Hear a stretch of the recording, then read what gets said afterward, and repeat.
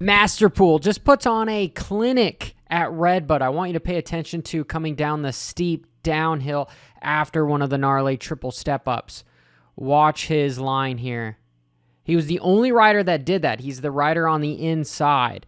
And so we can see him as he's coming in here. He actually pivots to go on the side of the wall of the track to miss one of the big, deep holes. See if you can catch it. Whoop. Just kind of whips around, whips back and forth. It's actually really smooth, and it just shows you how in control this rider was. Here, we'll play that just again. He was the only guy doing it, and you could see Sexton behind him, just that front end just dive right down. And if we continue, he had his feet on the pegs. The next corner, he keeps his feet on the pegs. And then the next corner after that, he keeps his feet on the pegs. And if we back up before then, what does he do?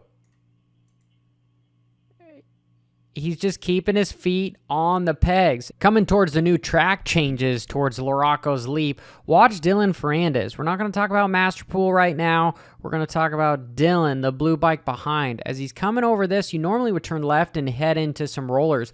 Track has been that way for years upon years. Even when I was racing, it was there back in 2015. But I digress. Notice Dylan. First off, we'll see how Masterpool navigates. He's just going over it. He's got good body position. But watch, what I really like what Dylan does is he comes up here and then he lifts the front wheel to just get over some of these big, deep bumps so that that bike isn't going to kick him as much. He's not hitting these guys. It's freaking Redbud. You have to have a Larocco's Leap analysis on there. This jump has only gotten bigger. The landing has gotten steeper than what it was many years ago, to where now if riders case it, you're kind of bending your wheel, breaking some spokes, getting a flat tire. But notice, Chase Sexton was the only rider I saw on a factory 450 be able to jump it from the inside. The line was always on the outside, but watch Sexton as he's come up here trying to make the pass. He just seat bounces it, pulls back, and barely makes it. But yet he still went for it and got over it from the inside, which he was the only rider I saw do that all weekend long. Sand rollers are incredibly tough. A, they zap a lot of energy out of you, and B, you could lose a lot of time if you don't stay on top of them, because that sand likes to just slow you down and it moves underneath the bike. So you have to squeeze the bike really hard, and you got to make sure that you have a good technique so that you can either get the front wheel on top of all of them, or you can maybe try to fall in below them. But if you mess up, it's going to slow you down, because one small mistake, that sand is going to stop you, almost like jumping into mud. So we've got Dylan behind Masterpool here, and a lot of the factory guys were taking this line. Masterpool decided to just keep going on the outside, which I did like that line. We'll cover it here in just a bit. But notice Dylan, how he's jumping, and he's trying to make the corner jump into a double, and he doesn't quite get that front wheel on top of it.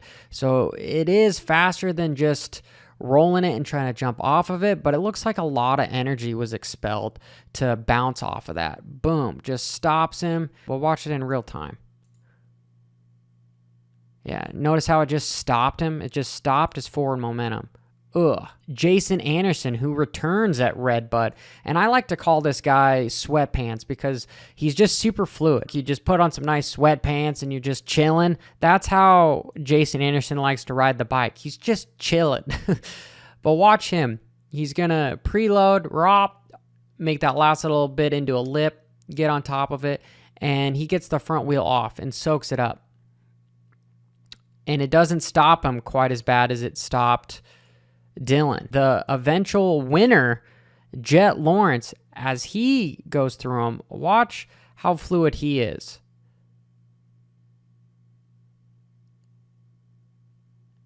And it just saves time. It's just this little bit of attention to detail on how he does everything just a little bit better just makes all the difference to adding up to being 4 seconds a lap faster and winning by, in this case, 20 seconds.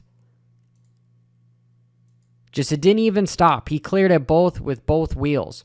And last, Watch Masterpool coming to the inside here. He's actually going to dip down and get to the bottom of them, and it's kind of a little bit more risky because if he isn't able to double one of them and cases it, it's going to mess up his entire rhythm. But watch how much less energy it looks like he's using by just rop. Incredibly difficult through these type of sand rollers, but he made it look easy. Gets down to the bottom of it, double. Just very fluid, saves a lot of energy. We'll watch that just one more time.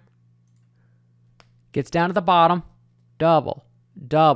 Straight to the outside. If you're like me and you'd rather things be easy rather than difficult, well, PureMoto.com has developed a parts and accessory finder that a lot of the major brands are using, EBC being one of them, where in this case, if I'm looking for some brake pads, I just have to go to their website, say, hey, buy it local, and it's going to connect me directly to the PureMoto network. And boom, it pops up with a lot of shops nearby that have it. So I could either call them, have it put it on hold, or I could have them ship to my house. A lot of other major brands, Renthal, Alpine Star, Michelin, Dunlop, just to name a few that are using Pure Moto's network. Let's do some more comparison. You've got Tom Vial, my boy, on the inside, and you got Deegan, who, congratulations for winning his first overall as a young kid. That's pretty spectacular. But I digress. Watch how Tom Vial, to make the pass, jumps down this hill. You do not jump down these hills because of how big the braking bumps are. They are huge. These are whoops going downhill. You do not jump. However, Tom, in order to make the pass, he just rides the ragged edge and he actually jumps down the hill. But if we're talking about being even more spectacular, let's watch Jett do it, and he just makes it even simpler, where he uses the same line, but as opposed to jumping down the hill, he decides to turn it into a double and uses one of the braking bumps beforehand as a launch to use the actual downhill as the downward side of a double.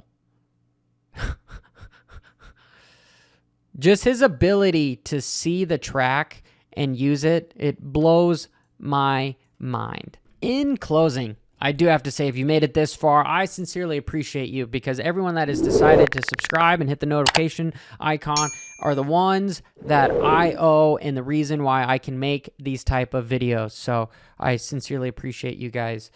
Last but not least, we've got Sexton behind Dylan, and we all know that guys like to scrub, because the lower you can stay to the ground, the faster you're going to go, because you cannot accelerate in the air. The wheels have to be on the ground in order to accelerate.